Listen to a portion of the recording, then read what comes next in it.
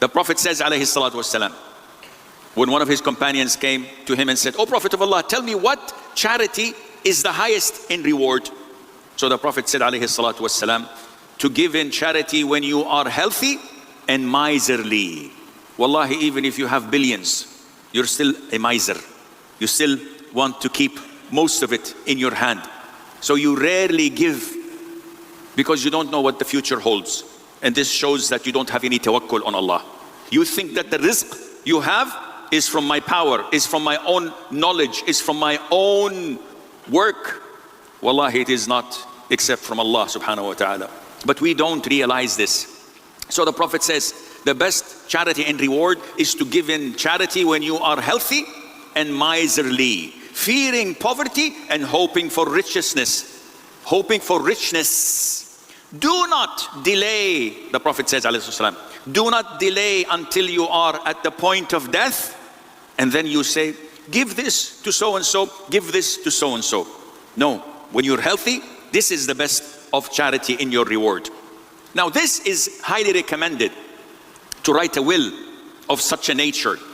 But if there are obligatory rights upon you, then it becomes mandatory to write a will. So for example, every beginning of the year in Muharram, I give my zakat. Nobody knows about my zakat. So I should write in my will, if I were to die in Ramadan, then you have to know when my zakat is, so that you would give the zakat in Muharram if you do not distribute the inheritance, because it's mine. Sometimes I may die after Muharram without giving zakat. Write in your will, I've delayed my zakat till the month of Safar. If I die, then this is a debt to Allah. Sometimes I make something that needs expiation, needs kafara, and I don't pay it off. Write in your will, because this is a debt Allah will hold you accountable for, so that your heirs would know. Sometimes one is not fortunate to perform Hajj. So he's 50 years of age, never performed Hajj. Write in your will, that's one of my heirs, or a proxy should be given from my wealth, so that he would perform Hajj on my behalf. Also, writing a will is mandatory if there are other people's rights to me or on me. So if I lend people money, my children don't know about this. I gave this 1,000, I gave this 100,000. We don't have papers, and I die. How would my heirs collect?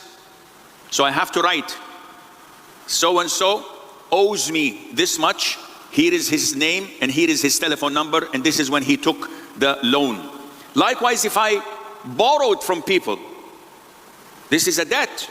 I will suffer in my grave if I don't pay it off.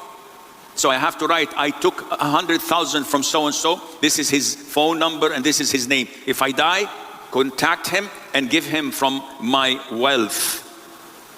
And this would mean that when I die, I have a good ending, because all my rights and dues are settled, so that I won't be held accountable on the day of judgment.